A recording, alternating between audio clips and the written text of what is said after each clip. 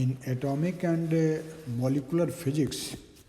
Now we are going to start a very important chapter which is actually laser spectroscopy.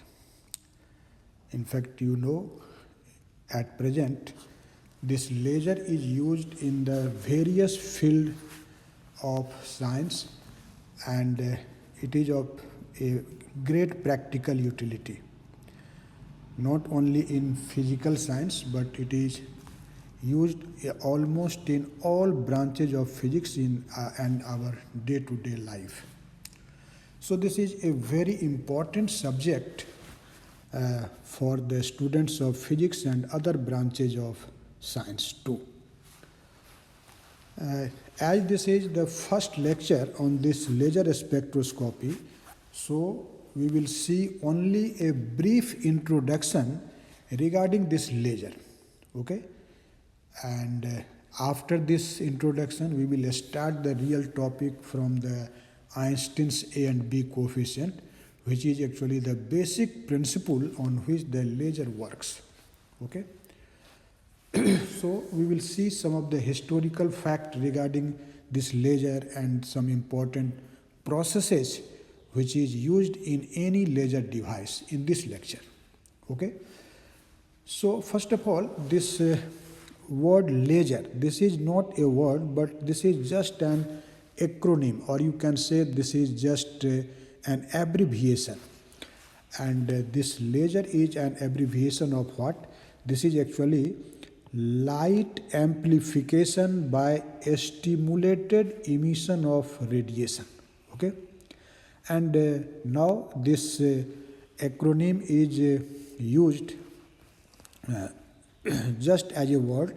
So you also write this laser like this in the terms of the small letter, not only in terms of capital letter. But actually this is an acronym. So remember this, laser stands for light amplification by stimulated emission of radiation. Okay? Here this word stimulated emission is very important. We will say just now in this lecture. In fact, if we have to define a laser in one sentence, how you can define it? Actually, laser is a source of highly monochromatic and highly intense light, and so it is defined as a source of light which emits actually the most intense light, and that light is almost perfectly monochromatic and in a particular direction and highly coherent. In fact, all these things in practice before the advent of laser was just a theoretical concept, because in case of ordinary light, the light is never perfect monochromatic. Okay? And not an ordinary source of light produces the perfect coherent beam of light. But after the advent of laser, it is now possible that we can get the perfect monochromatic light and perfect coherent beam of light. So laser source is defined as a source of light which emits an intense, almost perfectly monochromatic, directional and highly coherent beam of light. Okay?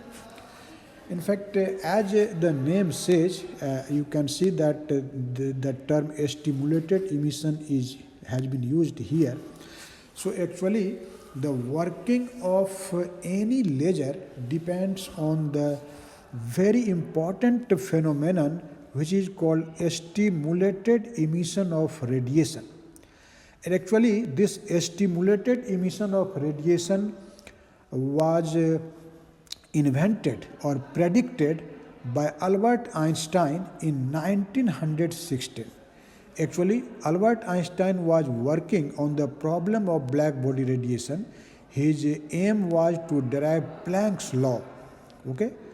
And during the derivation of Planck's law, he found that when the known processes of the interaction of matter with radiation is considered, then the equilibrium between matter and electromagnetic radiation is not possible. In fact, at that time, that is before 1916, it was known that a matter and a radiation in a black body chamber gets interacted with one another. In fact, the matter absorbs the radiation and it also emits the radiation, and that emission process was called a spontaneous emission. So only two processes were known. First one was absorption of radiation, and second was actually the spontaneous emission. When you say spontaneous emission, that means what? The emission which takes place on its own accord. It means for this emission nothing external influence is necessary, it takes place automatically.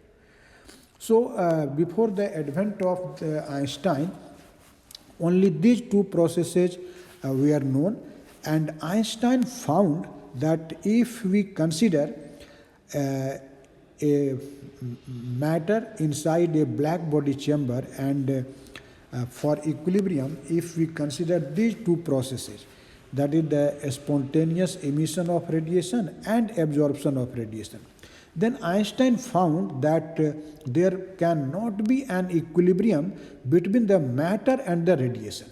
Okay? So how we can achieve the equilibrium? For achieving the equilibrium, Einstein predicted that here actually three processes take place, not only the two known processes.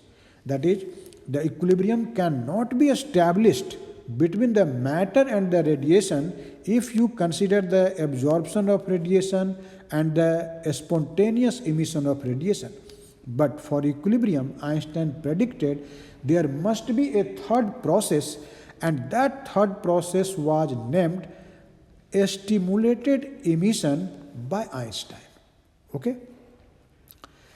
But what is this stimulated emission? We will just see in this introduction. But before that, we will see some of the historical fact regarding this laser.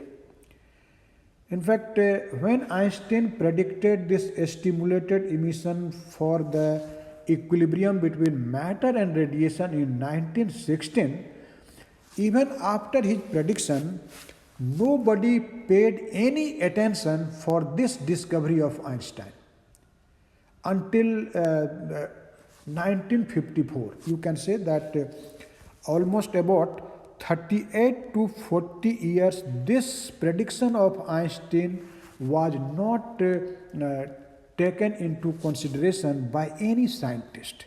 So it is simply said that none of the scientists, none of the people paid any attention to this stimulated emission process for 38 to 40 years. But after 38 to 40 years, in 1954, first of all, two scientists named Towns and Gordon paid attention for the Einstein's prediction of stimulated emission of radiation. And considering the stimulated emission of radiation, they constructed a very important device which is actually called microwave amplifier, or in brief you can say maser. This is actually the microwave stimulated emission of radiation. Okay? This maser was constructed in 1954 by Towns and Gordon, utilizing the principle of stimulated emission, which was predicted by Einstein almost 40 years before in 1916. Okay? But after that, after this construction of maser, there was a revolution in the field of in which this prediction of Einstein, that is stimulated emission of radiation, was utilized by several scientists, and till date this field is progressing. Okay? After this maser, in 1960, A solid state laser, which is actually called ruby laser. We will actually discuss in our forthcoming lecture in very detail this ruby laser. So first of all, in 1960, first solid state laser, which is called ruby laser, which is actually made up of ruby crystal, was built by a scientist named Mammon. So Mammon constructed a solid state laser, that is ruby laser, in 1960 utilizing the principle of stimulated emission proposed by Albert Einstein in 1960. Okay, and after that, in that very year, another laser, which is actually a gas laser, and that is called helium neon laser, was constructed by another scientist named Javan.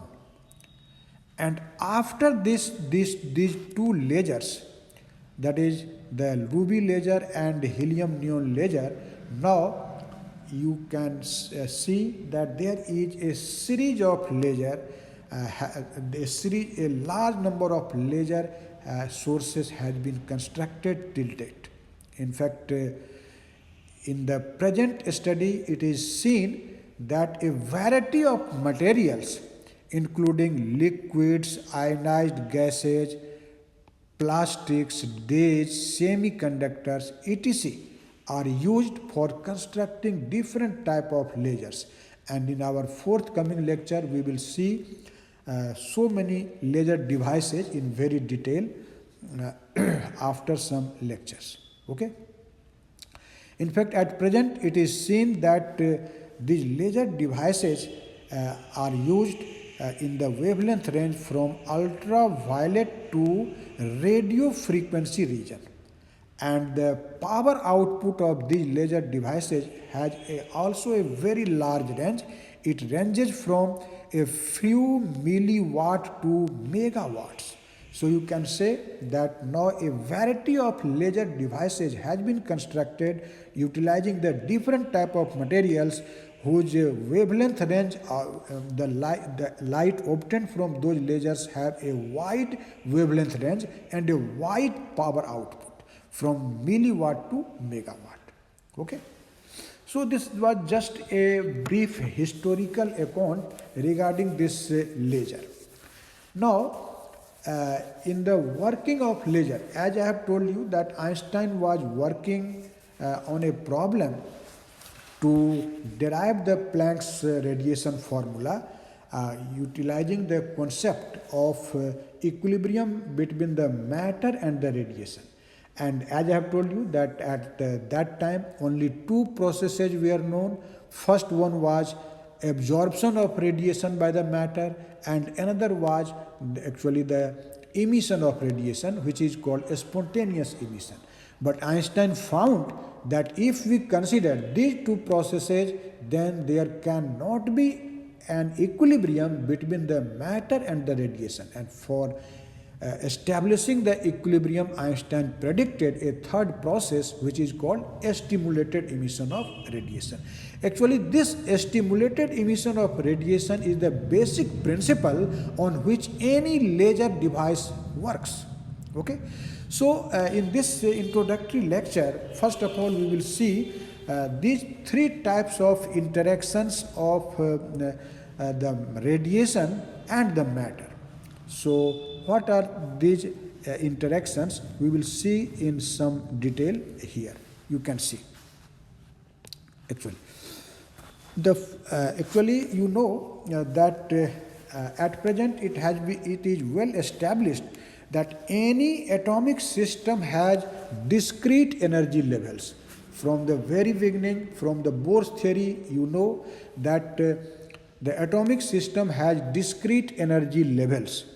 And the atoms usually are found in the lowest energy level, which is actually called ground level.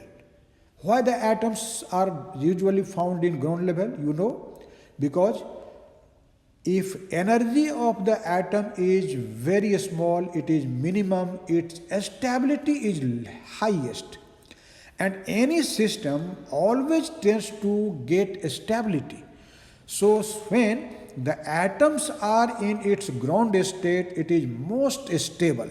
Okay, and that's why an atomic system which has discrete energy levels, usually the atoms are found, atoms exist in its ground state, that is the state of lowest energy or minimum energy. Okay, and if you want to excite the atoms to the higher energy states, definitely you have to supply some amount of energy to the atomic system, and that energy given to the system to excite the atoms to higher energy state may be provided in different form. For example, you can heat the atomic system, and gaining the thermal energy, the atoms in ground state may be excited into higher energy state. Okay, but in this present chapter, our aim or our concern, not aim but our concern, is to stimulate or is to excite the atom in a proper manner, which is called actually excitation by radiation. So, if the atoms are in ground state or lowest energy state, and you incident the electromagnetic radiation on the atomic system, then the atoms in the ground state receives the energy quanta or absorbs the energy quanta, that is photon, or you can say that the atoms gains the energy from the photons of the electromagnetic radiation, and that get raised to the higher atomic level or higher energy level, and you say that the atom is excited. Okay, in fact, in this condition, three processes takes place. The first one is called absorption of radiation. You can see I have written the word stimulated inside this bracket.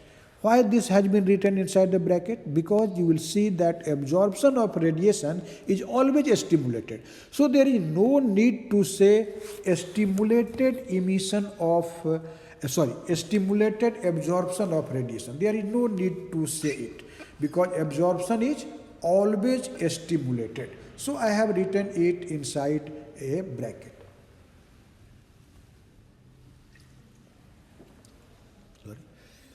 Now, to understand this absorption of radiation, let us consider two energy levels.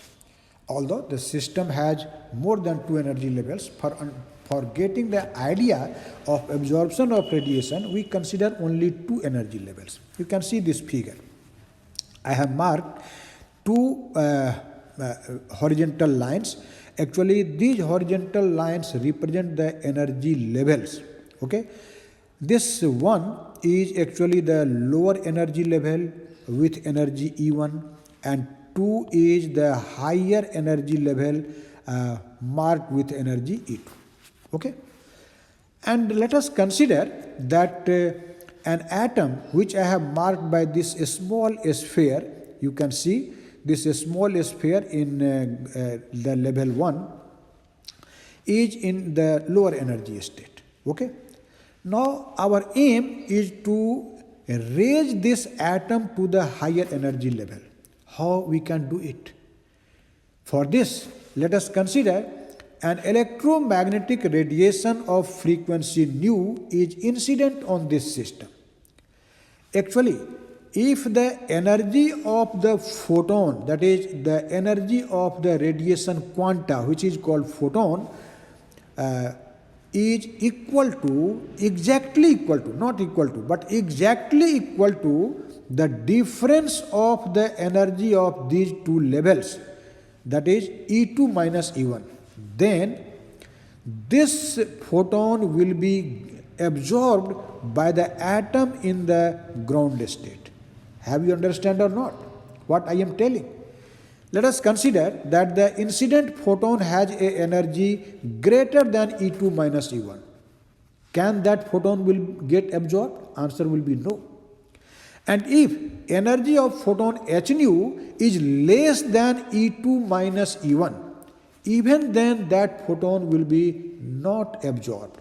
The photon will be absorbed only when the energy of the photon h nu is exactly equal to the difference of energy of these two energy levels. Okay? So let us consider that this h nu is equal to E2 minus E1. Then this photon will get absorbed by the atom in the lower energy state. Okay? And getting this energy, this atom will be raised to the higher energy level. So you can see the second figure. Actually, in first figure I have written here before. It means this is the situation of the atomic system when a photon has been not incident on this system, and this second figure actually represents the situation when photon has been absorbed by the atom in the ground state and raised to this higher energy state. So for this, the difference of energy E2 minus E1 must be equal to energy of the photon, which is equal to h nu, and you know this nu is actually the frequency of the electromagnetic radiation of which photon you are talking about.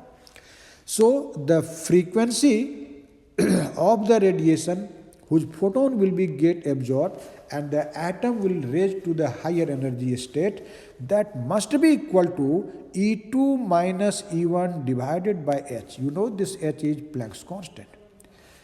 Actually, here the striking photon which has been absorbed by the atom in ground state or lower energy state is actually called a stimulating photon, because this this photon has stimulated the atom to go to the higher energy level.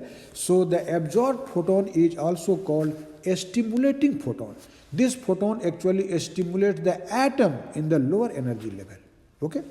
So I think this was a very simple concept and you have understand these facts very clearly. Okay? Have you understand or not? Definitely you have understand. It is my faith. It is my deep faith in you. Okay? Now we will talk about another process which takes place during the interaction between the matter and the radiation. And that another process was also known before the advent of Einstein in 1916, and that is actually called a spontaneous emission. Okay? What is this spontaneous emission? As I have told you earlier, when you use the word spontaneous, it means that process takes place automatically. That process does not take place by any external influence. Okay? So now let us consider in our atomic system, the atom is already present in the higher energy level. As you can see this first figure, this small sphere has been shown in the energy level 2, which is actually the higher energy level. And in this level, this atom is present, I have assumed. Okay? Now, you know that in excited state, the energy of the atom is large, and larger energy state means unstable state. Actually, the atom in this higher energy state is most unstable. Its mean life is only of the order of 10 to the power minus 8 second. Okay? So in higher energy state, or you can say excited state, higher energy state, what is the mean life of atom? Mean life of atom is almost of the order of 10 to the power minus 8 second. This is a very small time.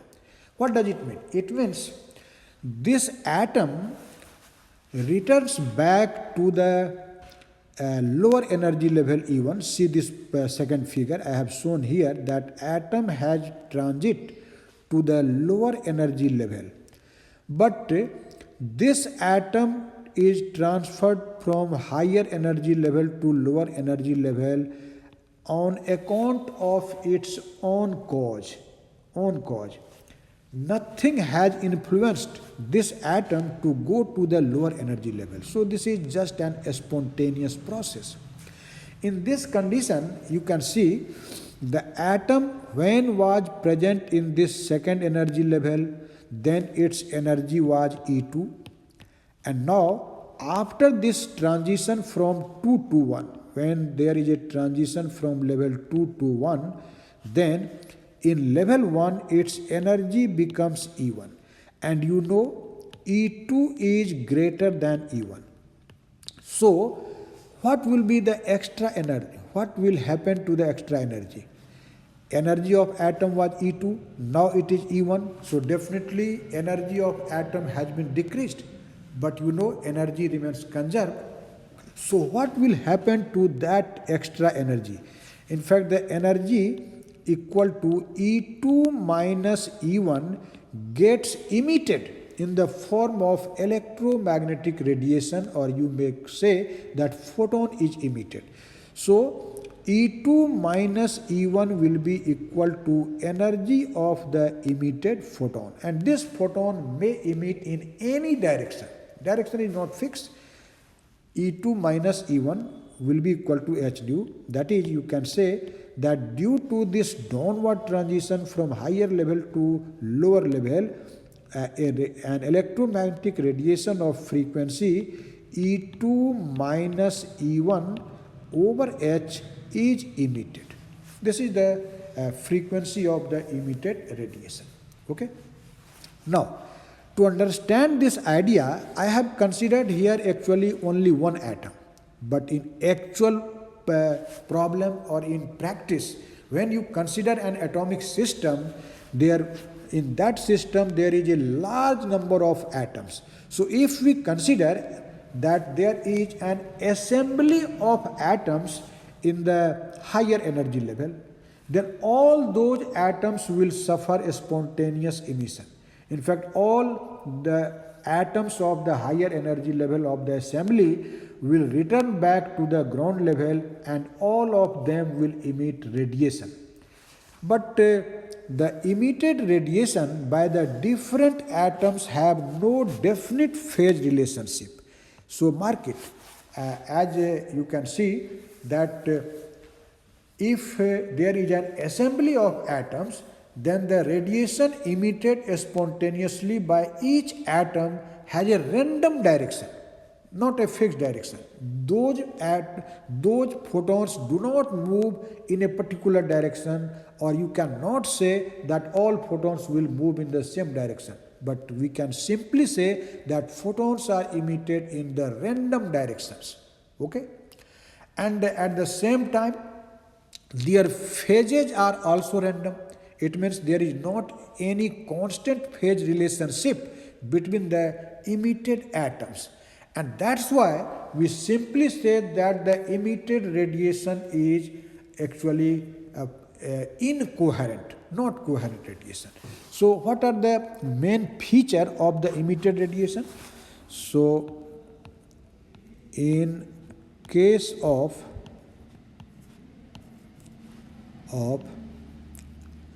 an assembly of atoms.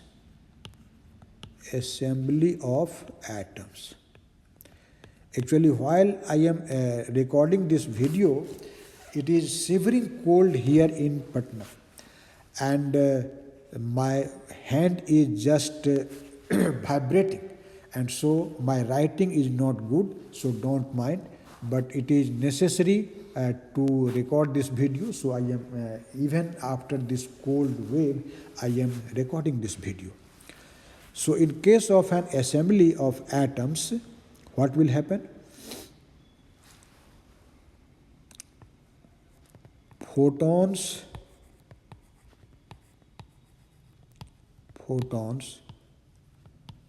are emitted in random directions. Random directions. Okay? And those photons have no any constant phase relationship. They have random phases. Random phases. And these two facts actually implies that the beam of emitted photons will be incoherent. Incoherent beam of photon is obtained by this spontaneous emission of radiation. Okay? And one thing you should note here, that this process will produce light which has a random phase relationship, which have not a particular direction. So definitely in such case the light produced is ordinary light, they are not laser light. Okay? Due to a spontaneous emission, we get what type of light? Ordinary light is obtained. Ordinary light, not laser light. Because from the definition of laser, you have seen that laser means a light which is most coherent, not incoherent. Okay? Now finally we will see the third and the most important processes of interaction between matter and radiation, and that is a stimulated emission of radiation, which was actually predicted by Einstein in 1916. So, a stimulated emission of radiation. A stimulated emission of radiation. This process was predicted by Einstein. I have told you this fact several times. Okay? Now, let us again consider an atomic system consisting of two energy levels, although the system, as I have told you, consists of so many energy levels, but to get the idea of these processes, for simplicity, we consider only two energy levels. So, first one is marked by 1 and another by 2. 1 is the lower energy level and 2 is the higher energy level. With corresponding energies are E1 and E2. Okay? Now, initially, or you can say before the interaction with the electromagnetic radiation, let us consider the atom of this system is in the higher energy level. Okay? Just we have seen that this atom may be transit to the lower energy level automatically by its own cause. But here we are talking about another type of transition. Now let us consider a photon or electromagnetic radiation of frequency nu is incident on it. So you can say that a photon is incident on this system with energy h nu. And now if this energy h nu is exactly equal to E2 minus E1, if h nu is equal to E2 minus E1, then actually the electromagnetic field of the radiation stimulates this atom to go to the lower energy level. Mark here, this is just an stimulation. This is just an stimulation. This incident photon is not absorbed by the atom in the higher energy level. This is a very remarkable fact. The incident photon is not absorbed. It only influenced by its electromagnetic field to the atom in higher energy level to go to the lower energy level. So due to the interaction with the field of the electromagnetic radiation, the atom in the higher energy level now moves to the lower energy level. See here. This is after interaction. This is after. So you can say that the energy, the intensity, everything of the incident radiation get unmodified. It means the energy of the photon, incident photon remains same. It only stimulates. Okay? This is just, for example, if you are get affected or inspired by any other, let us consider a student has been topped in the IS exam, and you read this news in the newspaper. You get stimulated. You start reading more hours. But that student who has topped the IS examination does not know that you have been inspired by that very fellow. So nothing has been decreased to that IS topper, but you get inspired. नहीं, आप उससे प्रभावित हो जाते हैं और उस पर कोई प्रभाव नहीं पड़ता. ठीक उसी तरह से यहाँ जो फोटोन स्ट्राइक कर रहा है, उस फोटोन के एनर्जी पर कोई प्रभाव नहीं पड़ा, लेकिन उस फोटोन ने उस एटम को जो कि हायर एनर्जी लेवल में है उसको स्टिमुलेट कर दिया कि तुम लोअर एनर्जी लेवल में चले जाओ. वो चला गया. और जो इंसिडेंट फोटोन है उसका एनर्जी ज्यों का त्यों रह गया. That energy is even now H new. Okay, but when the transition will take place from 2 to 1, from energy level E2 to E1, you know, now a photon will be emitted, and the energy of that photon will be also equal to E2 minus E1. So, and definitely in this condition, the emitted photon moves in the direction in which the stimulating photon was moving. So, if this upper wavy line represents the stimulating photon and this lower wavy line represents the emitted photon, both will move in the same direction. दोनों photon एक ही direction में चले, है ना? And so you can say that the incident photon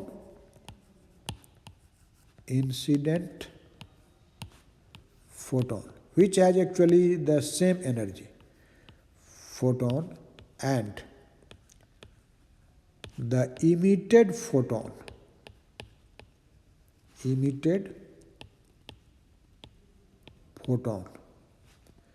move in the same direction. Both move in the same direction. Okay? They have also same energy, and both are in same phases. Both are strictly in same phase. Okay? Same phase. Both are strictly in same phase. Both have same energy. Both have same energy. Okay? Both have same energy. And it is also seen that both have same state of polarization.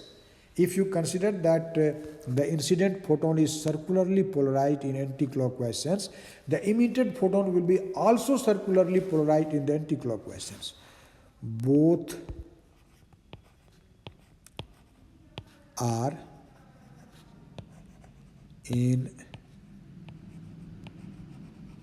same state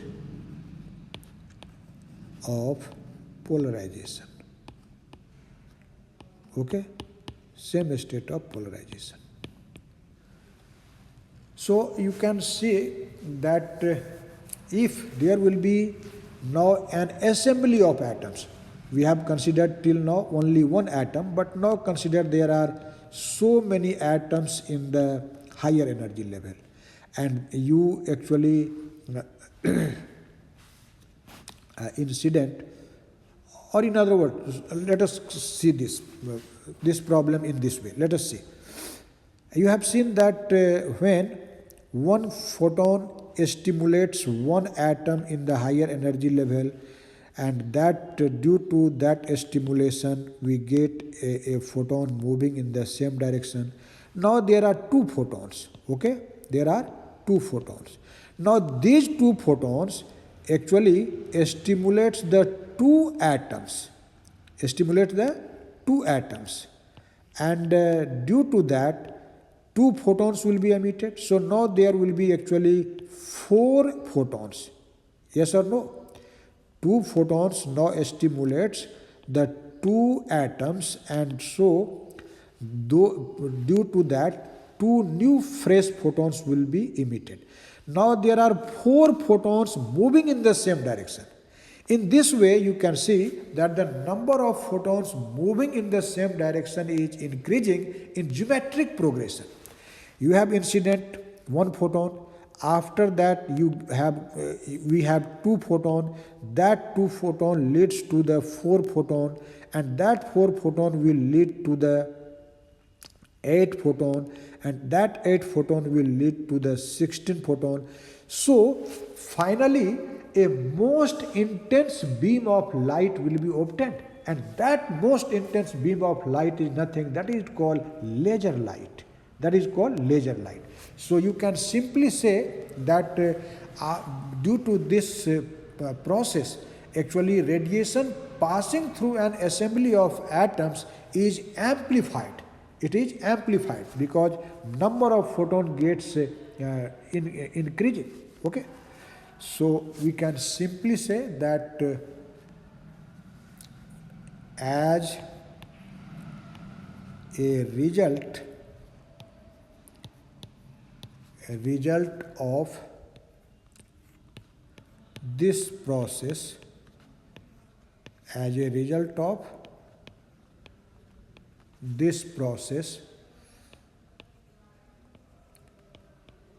radiation passing through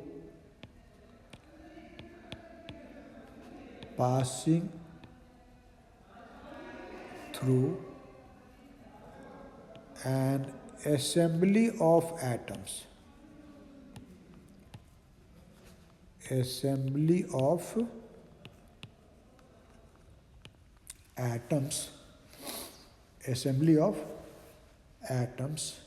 is amplified, and that amplified light is called, what is, this is actually laser light. So I think you have understand what is this stimulated emission of radiation predicted by Einstein, and this is actually the basic principle on which any laser device works. So this was a very brief introduction regarding the laser and the interaction of matter and radiation. I hope you have understand each and every step clearly. Now our second video on this topic will be very important, and that will be regarding the Einstein's A and B coefficient. Okay.